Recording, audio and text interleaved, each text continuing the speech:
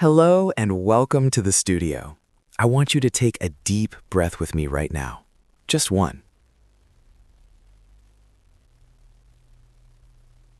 Let the air fill your lungs and then let it go.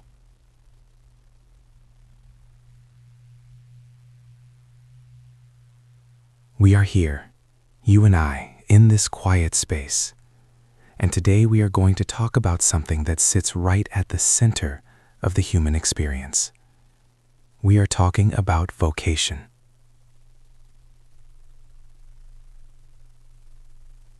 It is a word that carries so much weight, isn't it? Vocation. For some of us, it sounds like a heavy iron bell tolling in the distance. For others, it's a whisper. A persistent little voice that won't be quieted no matter how much we distract ourselves with the busyness of life.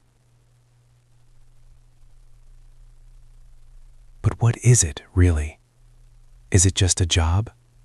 Is it a career path we find on a spreadsheet? I don't think so. I believe vocation is the place where your deep gladness meets the world's deep hunger. It's that intersection where your unique gifts, your weird little quirks, and your hardest-won lessons suddenly start to make sense in the context of helping someone else or creating something new.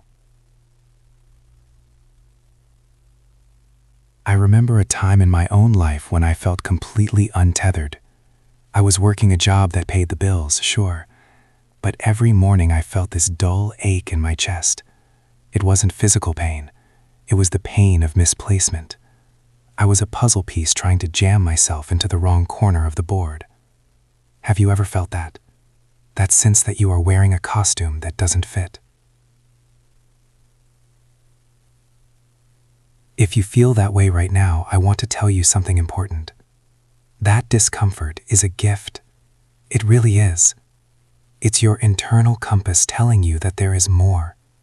It's the friction that precedes the fire. Finding your vocation isn't always a lightning bolt moment. We love those stories, don't we? The artist who wakes up at 4 a.m. with a vision, or the doctor who knew their path since they were 5 years old. But for most of us, vocation is a slow burn. It's a series of breadcrumbs left in the forest of our daily lives.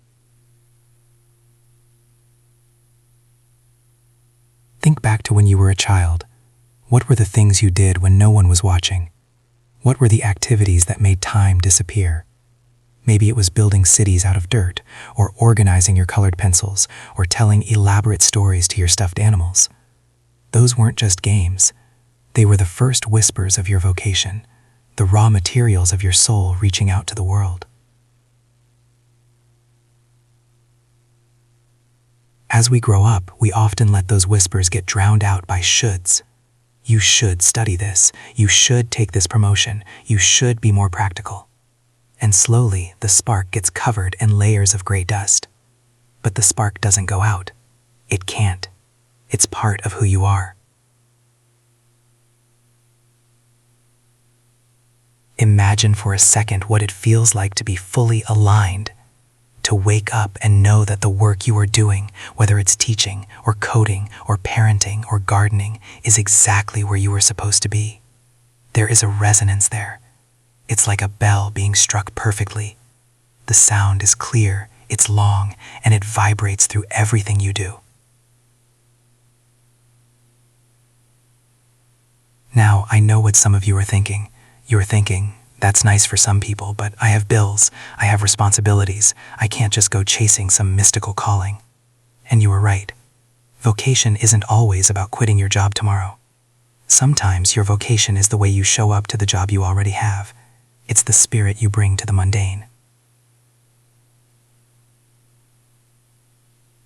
Maybe your vocation isn't your paycheck. Maybe your vocation is being the one person in your office who truly listens. Maybe your vocation is the way you mentor the neighborhood kids on the weekends. Vocation is a way of being in the world, not just a way of earning a living. But let's be honest about the fear. Oh, the fear is real, isn't it? The fear of failing, The fear of being too old to start over. The fear that we might find our calling and realize we aren't good enough for it. I have sat with that fear many times. It feels like a cold weight in the pit of the stomach.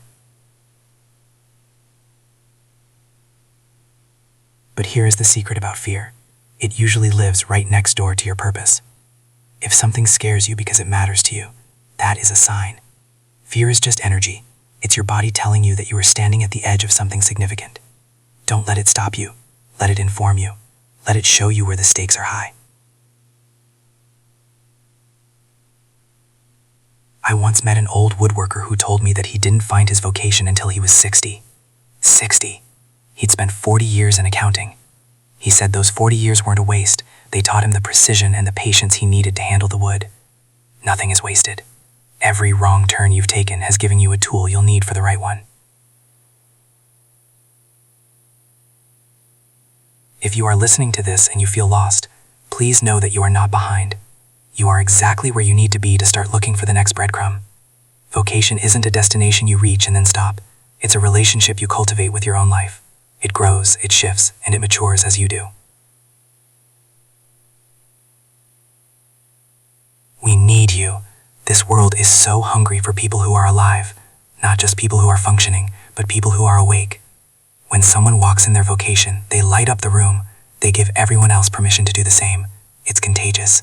Your joy, your dedication, your yes to your calling, it creates a ripple effect that you will never fully see, but it is there. So, I want to leave you with a question to carry through your day. Don't try to answer it with your head. Answer it with your heart. What is the thing that makes you feel most alive, even when it's hard? What is the work that feels like a prayer when you do it? Hold that question gently. Don't rush it. Let it sit with you while you drive, while you wash the dishes, while you look out the window. The answer is already inside you. It's just waiting for you to be quiet enough to hear it.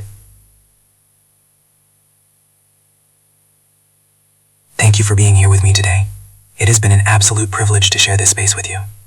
Remember, your life is a story that only you can write, and your vocation is the ink. Make it a beautiful one.